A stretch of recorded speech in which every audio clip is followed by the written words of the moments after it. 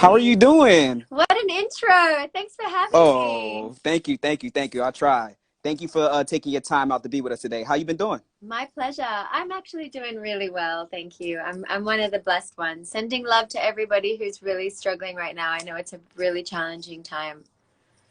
It's definitely some unprecedented times, and I want to thank you for, sharing that and being very, vulnerable with everybody right now and saying that you are one of the blessed ones and understanding that, but understanding that, Yeah.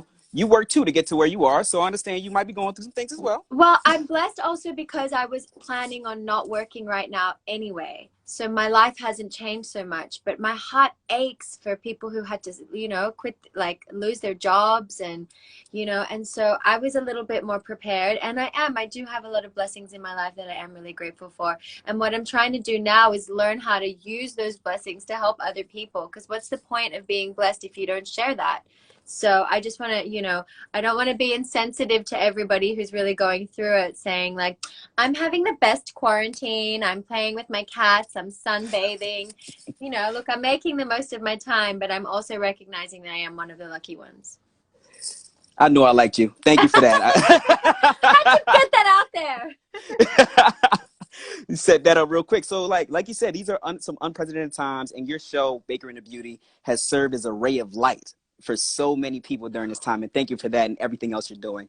Now, what is your ray of light in times like this? The show.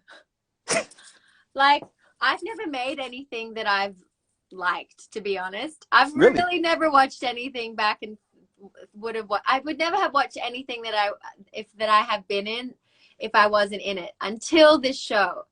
And that's the Wow. truth. Yeah. And so the only thing I'm watching, because I have so many books that I've promised myself I will read, so I haven't been Same. watching any kind of content. Oh, good. So Monday nights, that's my medicine. And the way it makes me feel, the Garcia family. I'm Team Vanessa. I love Vanessa. I Michelle love Vanessa too. Mejia is the best character.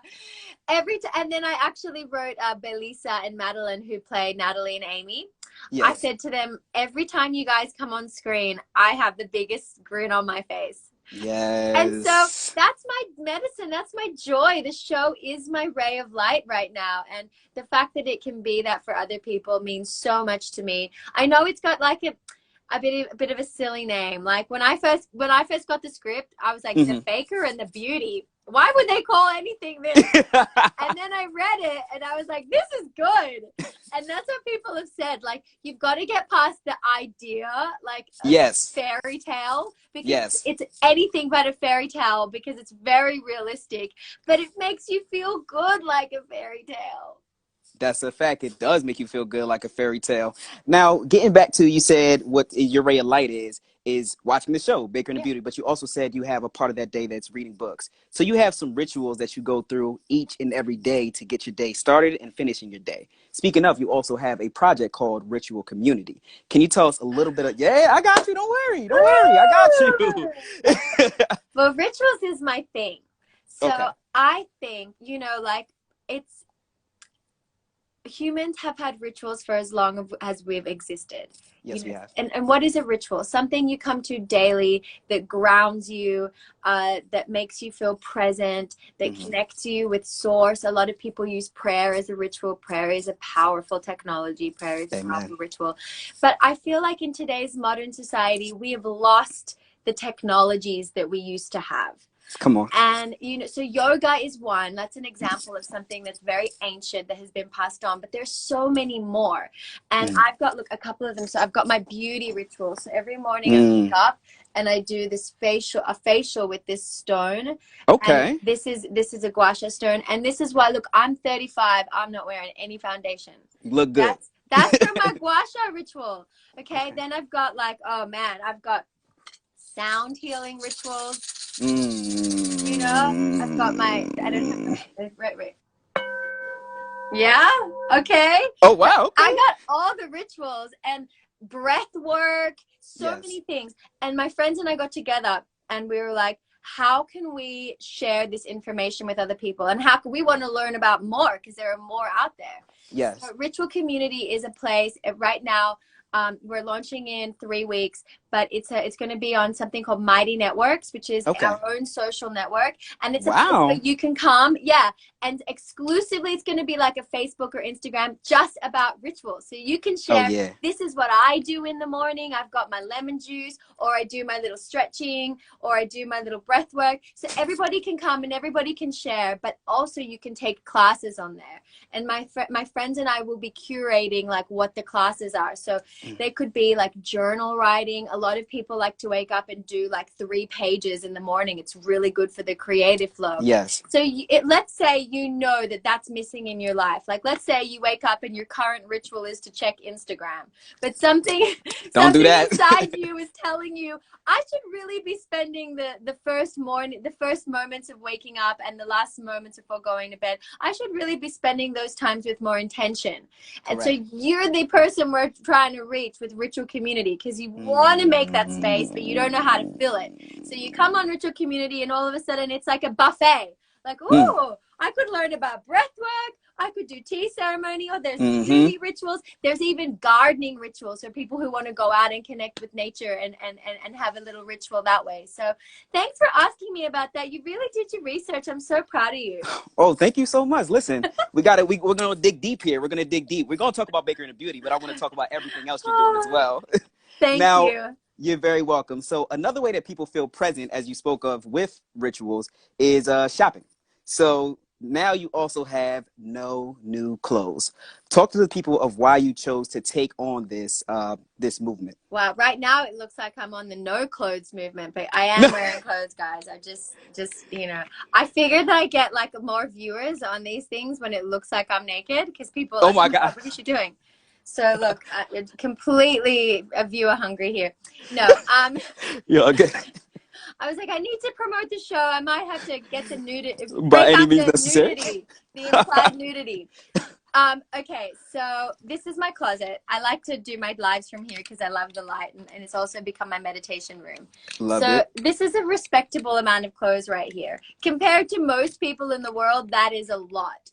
But compared to a lot of people in America, that's not very much. Statistics show that the average American only wears 30% of their closet.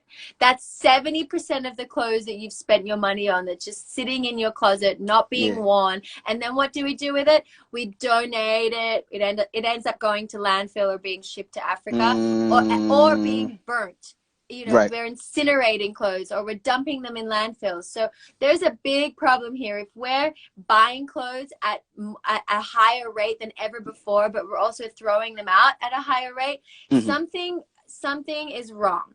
And I was this person, and I had to look at myself and say, whoa, you have a problem, and you talk a lot about loving the earth and the environment, but fashion is one of the biggest polluters. And by by participating in this system of constantly buying and constantly throwing, then you are complicit. But also, as a person with a platform that people aspire to and copy, I'm promoting this ugly lifestyle, and that's not, it's not beautiful. If your clothes, you don't look beautiful if your clothes were made by someone who doesn't make a living wage. It's not beautiful if that is made, if your outfit is made of a synthetic fiber that is made from fossil fuels that we're having to drill into the oceans and forests to get the fuel out to make your clothes. Like, I have to really, I'm in the process of really redefining what is beautiful to me, and playing the beauty has been a big part of that.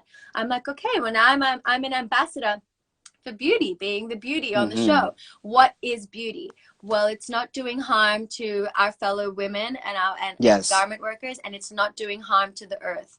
So I'm really trying to, this year is a year when I want to really align my values with how I dress and etc. and how I live. I love it. I absolutely love it. And you said you are an ambassador on the show. And on the show, what rituals do you do? What rituals did you do last year when preparing to get on the show? Oh my God, I had them all. I mean, I have never given my all to a character like I did with Noah Hamilton. Right. Like, I took Instagram off my phone for the entire shoot. I was like, I don't have time for that. No, I don't have time for social media. I didn't want to be like scrolling between takes. So before I go to work, they'd pick me up in the van at 4 a.m. I'd have my little, that's 15 minutes to get to set that I can give Yes. myself a facial, Yes. you know? Then I'm like doing all my The little face workout. exercises. Yep. Victor Rasuk is a big fan of the vocal exercises. We'd be like, my God. we'd be like, ha, ha, ha. Oh, he does all these weird things. That's my favorite one. Yeah, I'd always make fun of him. No, but I had my own. I'd be in my trailer doing Kundalini, doing some breath of fire. Yeah, getting present, getting in my body. You know, like sometimes I'd feel like, oh, my heart, like, you know, my heart gets really like, you get closed off, and I can't be closed off. This is like a love story. So I do like special yoga techniques to open my heart, to kind of set with an open heart. So lots of things to stay present, to stay in the moment. Oh, Victor, I'd make him, we had a salsa dancing ritual. Every time we had like some kind of like sexy scene, I'd be like, okay, basta the Oscar de Leon. Vamos, I love it. And we do a little salsa, and then we'd kind of be back on track, you know? Yeah. Because Victor's like my brother, you know, like, so before working, we'd have to like switch into another zone, because most of the time, like off when we're not Daniel and Noah, we're like brother and sister, like at each other's throats. So then I'd have to like remind him, like, okay, now we got to tell this story, the love story. So I was going to ask you how you all made that organic connection, but you just told me right there, it all started with salsa. Who else was like a best friend to you on set? We know Louis is like your father, your best friend, he's everything right now on set, or everything on the show to you. But who was your best friend behind the camera? Like an actor? Actor from the show. Yeah. Oh, that's hard. I don't like the word best, you know. Well, I spent the most time with Dan, who plays Louis, but I wasn't necessarily fun to be around. Like him and Piper, who played Georgina. Georgina, who plays Piper. They were always joking around. They're really brilliant comedians. They're very funny, and they hit it off really well. So they were always having a good time on set. And then I was always the party pooper, because Noah was always really going through it. So I was always in the corner, like trying not to laugh at the joke, because I'm like trying to get into character. I mean, this last episode with my dad, like I was really in it. I was really in it. So I have to say, I was not very fun to hang out with on set.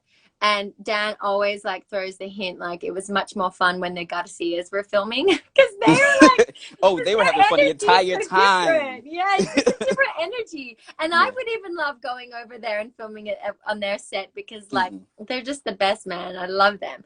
But I'm definitely not going to pick a favorite. And look, when we weren't working and we went out or like dancing together, or like, you know, we went to the beach, we took a boat and went to this remote beach one day. Like the cast, they're all just so amazing. They're just the best group of people. The people you see on screen, they are like 10 times as wonderful and amazing and funny in real life. So can you imagine like all getting to hang out and dance and laugh together? I'm just blessed. I'm so blessed to work with them. I love it. Okay. Now, what was the hardest part about adapting to Noah Hamilton? I think it was really the hardest part. Yes.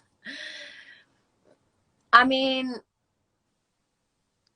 she's got a lot of wounds from her childhood, and she is not a perfect person. And even though she lives in this place where people like to project perfection onto her. Correct. Okay.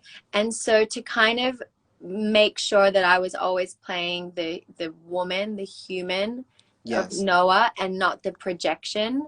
It was sometimes hard to find that balance. And we actually had to reshoot some things. Like the birthday scenes in episode 2, we reshot at the end of the season. Just because like who Noah was in the beginning when I started shooting and who she evolved into. Yes. You know, there was an evolution. We were still finding her. We didn't want to copy the original. Like in the original Israeli version, Rotem Sela, who's amazing, she kind of plays Noah a little bitchy. I mean, it's fun. It's very interesting to watch. And that wasn't really working with us on this version. Okay. You know, and so then I kind of had to go back and like really like touch her vulnerability a little more, and really kind of bring her essence to life a little more, less guarded. So Yes. finding the balance of like how guarded, cool, you know, because people who are cool, they're just insecure. They just need a layer of coolness to like protect them from being found out, like, you know, who they really are underneath. So just kind of that kind of nuanced stuff, like how guarded, how cool is she? And because you don't want her to also be on the other end, which is like completely available. I'm in love, let's go. There's no story then. So correct. I hope that wasn't too boring of an answer for people. But that was kind of my internal, and that was the like struggle throughout the season. Or not struggle, just that was the challenge for me, is finding the balance. Yeah, and nah, everybody's showing love. You got hard eyes, you got laughs, everybody's into it. Okay. Now, you spoke on the layers of your character. Why was it so important to dive into the layers of cool, vulnerable for somebody who ideally lived a perfect life?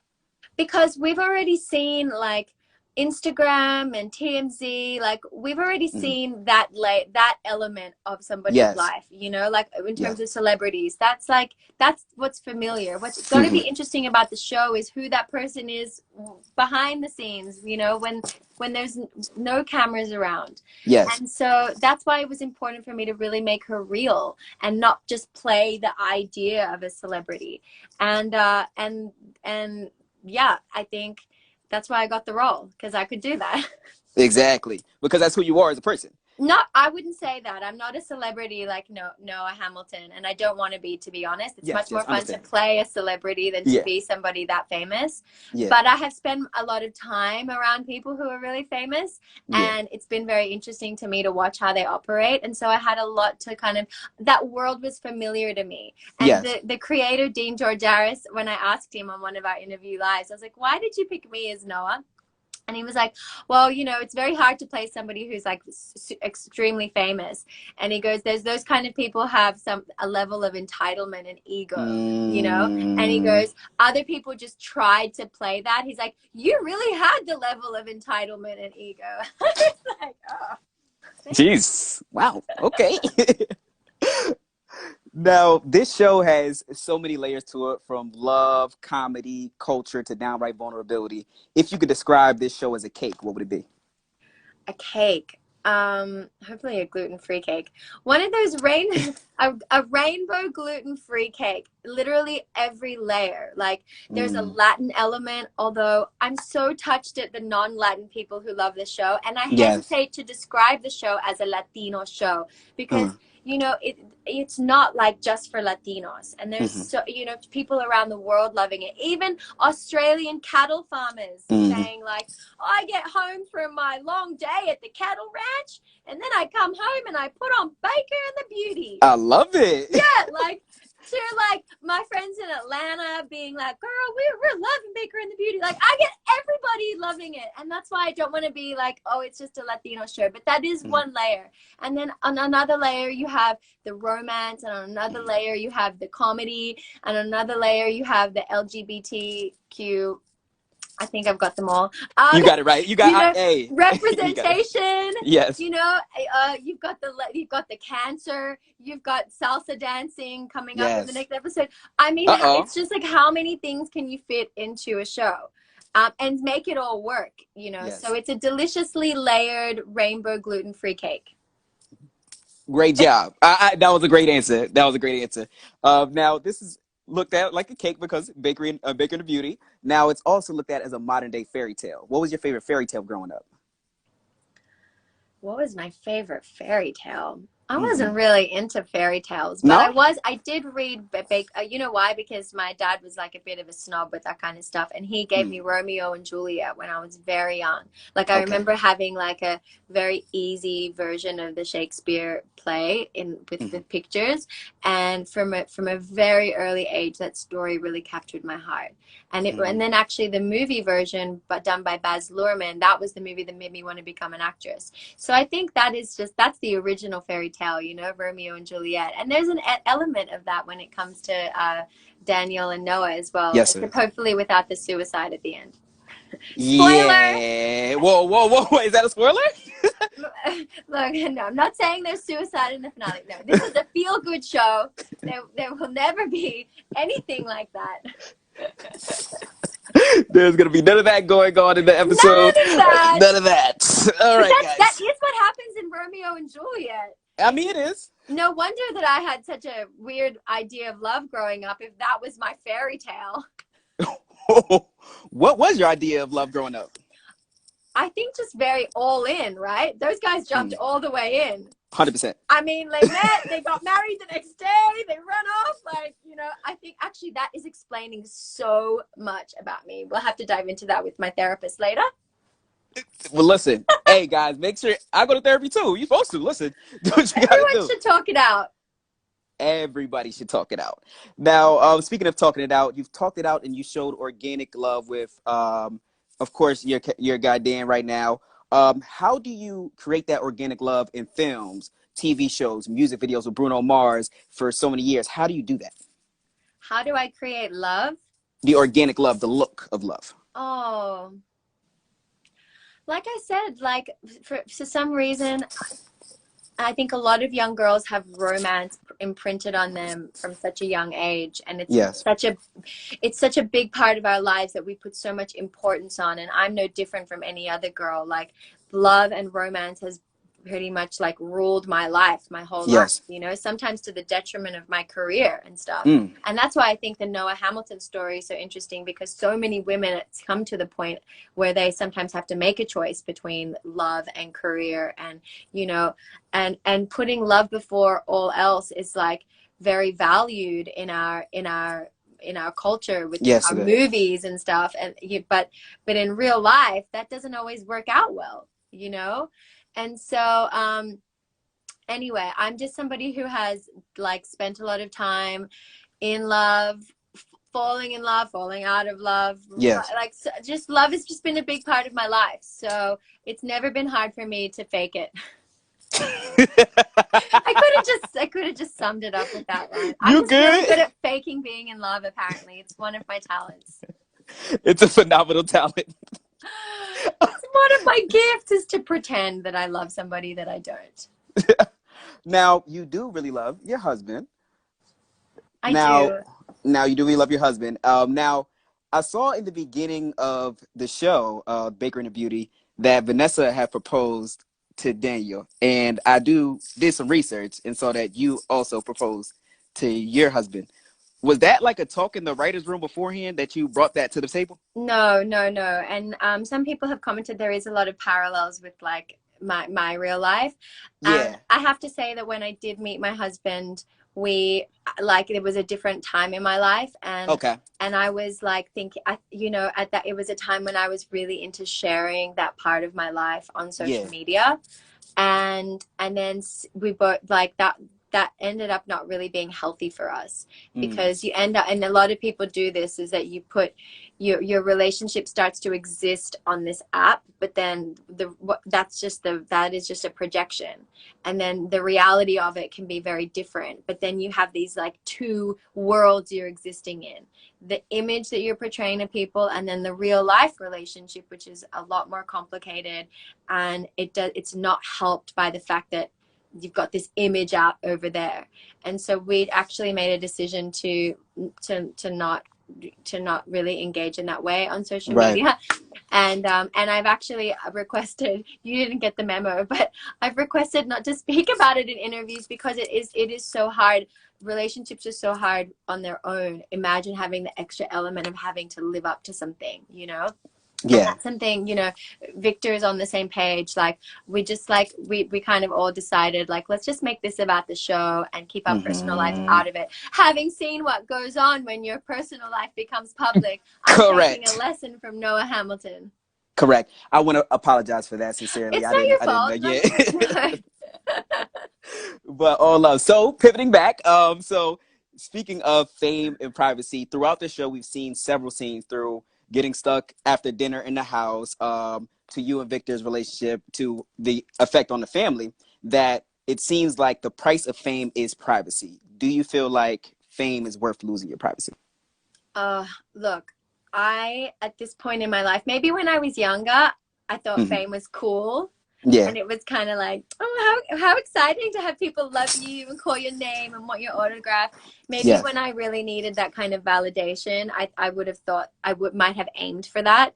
But I'm 35 now. Like all those ideas that maybe I had in my 20s of how fun that might have been, that I don't have those ideas anymore. I'm Yes. like, and what I want in life is very different. And my goals in life are to like have a garden, grow my own food, and like just very different from like, you know, being photographed, being paparazzied on the streets of New York. Like no, that is of no interest to me. However, Amen. we are living in times where there are very crucial times for our planet and for our civilization as humans, in Yes. terms of climate change, now with Correct. COVID. And I recognize that I've been given a platform to talk about Yes. important issues. And Yes. so I only, like, at this point in my life, I don't seek any kind of fame for personal gain. But if the universe, if God sees fit to give me a platform, then I will use it to speak about the things that are really important. And so, you know, the whole privacy thing, if that is worth giving up my privacy, or if that means giving up my privacy, then so be it, because I really think that these issues that are really important to speak about and to get out there, but it is not like my first choice, you know? Like Yes. like privacy is very important. You know, Yes. I'm not a perfect person. I make mistakes. It's very Yes. hard to live your life under the lens of constant criticism all the time. Not that I Yes. feel constantly criticized, but a lot of people in the spotlight do. And so you're inviting that when you step out into the public world like that. So yeah, I'll wrap up that answer now and we can move on to the next. No, I love your answers. Like you give so much. Like thank you for that, and never stop doing that. I'm just, Uh, I can't stop talking. Sorry. don't say sorry for being great. So one connection I see between you and Noah is that you guys understand clearly that your platform is a weapon. And you have been using your platform to highlight and amplify the disparities of Indigenous people. So let's talk about some ways that you're doing that and how we can help. Oh, well, thank you so much. Well, I'm actually not doing anything except talking about it. I want to make that clear. There are other Yes. people who are actually doing stuff, and I want to really commend them and never pretend that I'm on their level. I'm just like a little mouthpiece right now. Yes. There are really people on the front lines helping our Black and brown brothers and sisters who are disproportionately affected by COVID right now. Yes. And this is not okay. And we have to ask ourselves why. Why are these communities getting hit harder? And there's so many things to talk about here. And that's like, some of the biggest ones that are really important to me are the impact of lack of food choices. So why are Black and brown communities like forced to eat like have unhealthy food choices? You know, they live in food deserts where oftentimes the only food they have access to or can afford is packaged and processed. So what happens when we eat that kind of crappy food our whole lives? Not their fault, that's what's available. Of course. That weakens your immune system and will make you susceptible to a deadly virus in the future. Then we have to talk about environmental racism. Why do they only build polluting like nuclear plants and polluting factories and cell towers near Black and brown poor communities? You know, why don't they put a cell tower or a dirty factory in Beverly Hills? You know, like, because they don't value our communities as much. Okay, so that's also something that is not very obvious. But if you live next to a polluting factory or polluted waters or a cell tower, that radiation and that pollution coming from those factories, that's going to also weaken your immune system over time. You know, so it's no coincidence that these are the people that are coming down and dying from COVID. Now, I don't know if you heard, but the Navajo Nation, the number of COVID deaths on Navajo Nation just surpassed New York City. Okay, so yes. So I want to get that fact right. It's the highest infection rate. Okay, it's higher than New York City. So this is a tragedy because we've already, you know, for the last hundreds and hundreds of years have been wiping out our Indigenous communities through first genocide, then disease, then there's been a cultural erasure. We don't see our Indigenous brothers and sisters represented in the media at all. And now they're actually being killed by this virus. So we all need to step up and be aware of this. Why is this important? We need Indigenous communities and their wisdom. Look at Amen. how we are living on our planet now. We have ran our resources into the ground. The earth is collapsing from our mistreatment of her. We need the wisdom of these societies that lived in harmony with the ecosystem. They knew how to exist within, grow their food within, and live sustainably, I would say regeneratively within the ecosystem. What's the difference between sustainable and regenerative? Sustainable is just like no impact. Like, oh, I'm having no impact on the earth. These indigenous communities were regenerative. They were having a positive impact on the earth. They have discovered now that the Amazon is partially man-made. What does that say? Humans have the potential to live in a co-creative existence with the natural world, benefiting it, not harming it. So we cannot lose these indigenous communities. They are our last link to a way to live in harmony with this earth. So this is important for everybody to stand up and protect them right now and care. We just got to start caring. We do got to start caring. Yeah. You know, so I'm honored. I am an indigenous woman, although I've lived a privileged white girl life my whole existence. I'm stepping up now to be the bridge between those two cultures and say we need to come together now, and the only way forward is together. And thank you for being that bridge, man. Like, yeah. If I like you as an entertainer before, like, I really love that you see your platform as bigger than yourself. Thank you. Like, you're amazing. Now we have a lot of questions. We have like 11 questions from the guests and the fans right here. So we're gonna go to the fans right now. Thank you for answering my questions. Oh wow, some people just saying hi.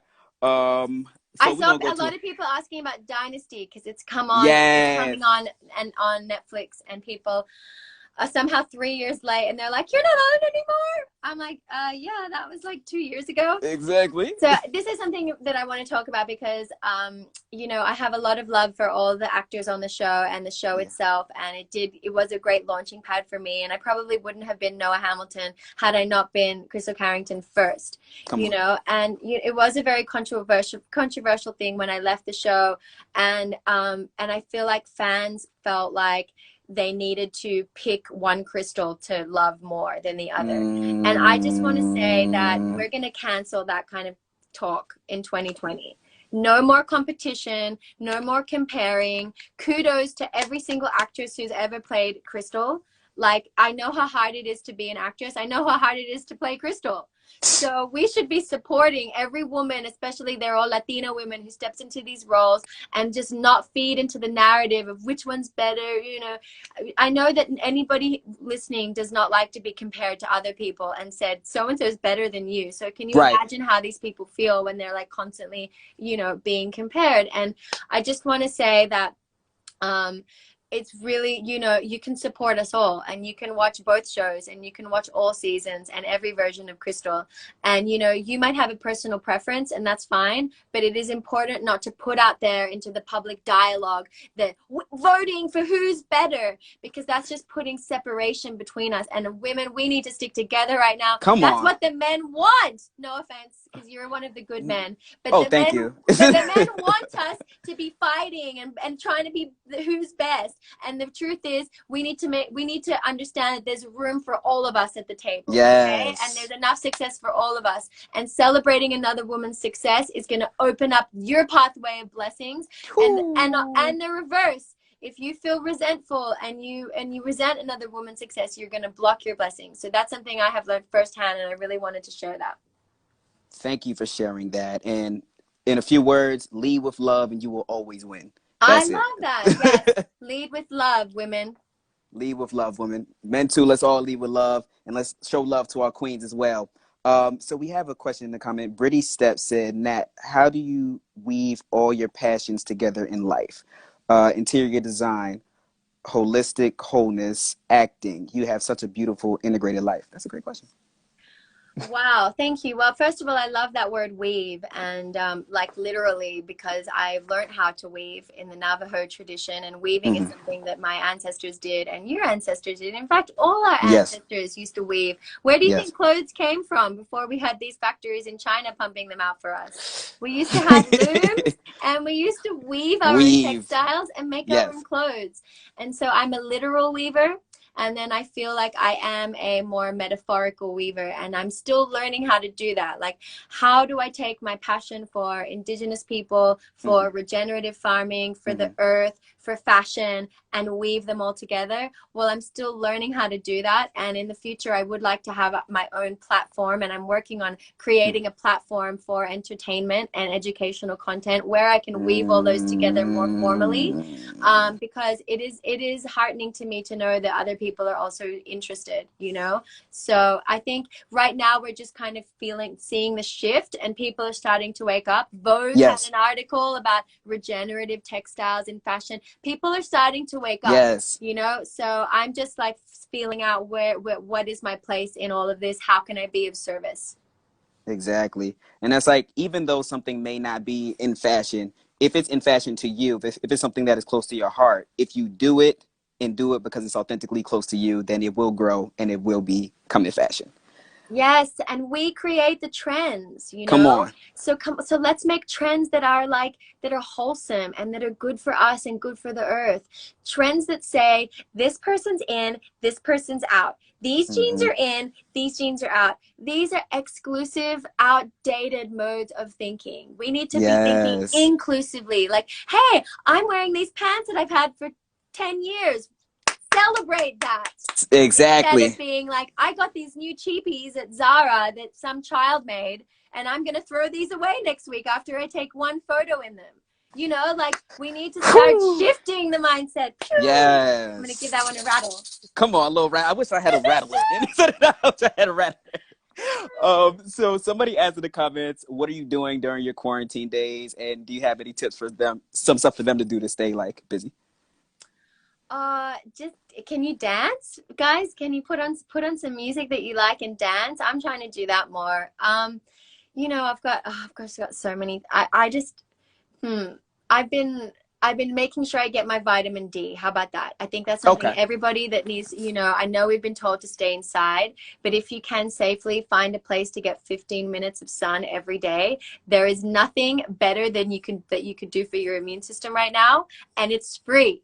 And it's much better than taking a supplement. Just go outside and get your 15 minutes of sun. Straight to the point. In the morning or the night, so it doesn't burn you. But that sun is healing. There's a reason that cultures have worshipped the sun for thousands, for millennia, you know. They've even got a statue in Egypt of the baboons watching the sunrise. And like, even our earliest like ancestors, the apes, we're obsessed with the sun, and now we just don't give a shit about the sun. We're just like, oh, whatever, it's the sun again. It's like, that powerful star is powering our entire solar system, and is giving this whole world life. You know, Matt, if we spent more time with the sun and meditating on its power, maybe we could like have some ideas about how to utilize that power to power our earth instead of relying on all these fossil fuels. I'm a big fan of the sun, and everybody should responsibly take some time and soak it up too. Soak up the sun, y'all. That's what you said. Soak up the sun. Soak up the sun. I got so many issues in there. Solar power, ancestors, apes. Do it. Put it all in there. Put it all in there. So, all right. So somebody just asked, do you speak French? No, I wish I could. I wish I even had one phrase. Je suis très méchante. I think that was the one thing I learned. Méchante? I don't know. I think that means I'm a little naughty. I'm very naughty. Okay. All I know is bonjour. That's it. Bonjour. That's it. Bonjour. Bonjour. Coucou. Coucou. Bonsoir. What does cuckoo mean? Like hello. Coucou. Oh. Okay. Cuckoo. You nailed it. Okay. Somebody asked, Brittany said, can you show us your closet again, please? Thanks for asking. So this is this is the stuff that I'm not wearing during quarantine. It's like events and stuff. And this is my capsule closet. Yeah. Over here. This is like the stuff that goes with everything else. This is the stuff I'm wearing now during quarantine. Or this is really the stuff I'm wearing during quarantine because I don't like to fold it. I just throw it in a basket. And then this is the little view of my closet, my little mirror. And yeah, this is my closet, and then this is my bedroom. I've never gotten so intimate during a Instagram live. This is my baby boy, mommy's little boy. He's like, what's his I am name? not mommy's little boy. I'm a big man. What's his name? Fritzy. Fritzy. Oh, dope. Okay. How many cats you got? 2. 2 cats. 2 in the. I did see the other one. Where's the other cat at? Oh no, he's like he likes to sleep in the day underneath something. He's a little hider. I hear that. I got a little dog named Chance running around here somewhere. Yeah. Beauty. Yes, All right, yes. let's take another question, and then I think we people are like I think we're on 40 minutes. We were really having a good yawn. We definitely were having a good yawn. Can I steal that? Yeah. All right, guys. So, last question. Let's see. Let's see the best question. Let's see. I got favorite movie. You're perfect. Why are you not on Dynasty anymore? Is there beauty? What are the main food and drinks that you have? Somebody said, nah. They said, what are the main food and drinks that you've been drinking during quarantine? Is that going to be what we're going to end on? No, it's not. Water Right. and sweet potato. That's not what we're going to end on. Someone said something about good and bad characters. How do you play both? How can you act both bad and good? Let's do that. I try not to judge characters as bad and good. Like Sybil is a character that people love from Vampire Diaries, and she was technically the villain. But I had so much fun playing her. It was really easy for me to be evil. I don't like it. Was just it came so naturally to me. Yes. I was like born for that role. Okay. To be a siren that eats men and controls people's minds. But I didn't judge her, and then her backstory, once you learn her backstory, you had compassion on her. Like, there's a reason why she was the way she was. Go watch season 8 of Vampire Diaries if you want her backstory, because I've forgotten it now. There was a reason why she was evil. I just can't remember it. But now, and then Crystal was ambiguous, and I think that's why people had a really hard time with her, because in the beginning she was kind of set up to be the villain, but then she wasn't a very good villain. So people were like, what's up with this Crystal? She's neither good nor bad. And people like they hated on me in the beginning of Dynasty, but then by the end, when I came through and saved the day and you saw my heart, yes, people indeed. were like, they had a big change of heart, and they were like, and then when I died, they were like, no. And I was like, where was the love in the beginning? Exactly. But, she had a really big arc. And I was also figuring out how to play her, to be honest. That was the most challenging role to date. And then Noah is just like, Noah's probably one of the easiest roles that I've played. Not that it's been easy, but just like I've just understood her so innately. Right. So it's slipping into her skin was a lot easier than Crystal. And what I love is that in this version of the show, we really get to explore her goodness. Yes. And it's coming at a time in my life when I'm really tuning into my own essence and my own heart and my own virtuousness and goodness that I had kind of maybe ignored for a little while. And now it's like I get to kind of just tap into that beautiful essence for this role, and the fact that people are responding means so much to me. So look, I think it was easy for me to play evil Sybil, and it was easy for me to play pure, beautiful Noah, and that's because I think that we all carry that duality within us, and it's really important not to judge. It's important not to judge, because what is evil? And before you call somebody evil or bad, you got to look into the layers of the life that led them to be there. And cancel culture, we got to end that in 2020 as well for most people. Let's cancel.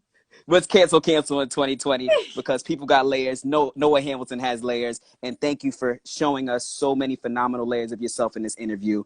Have a wonderful day. Thank you for having me anytime. I hope you like the finale. I just want to say the finale for Baker and the Beauty will come on at 9 p.m. next Monday, because it's a 2-hour finale.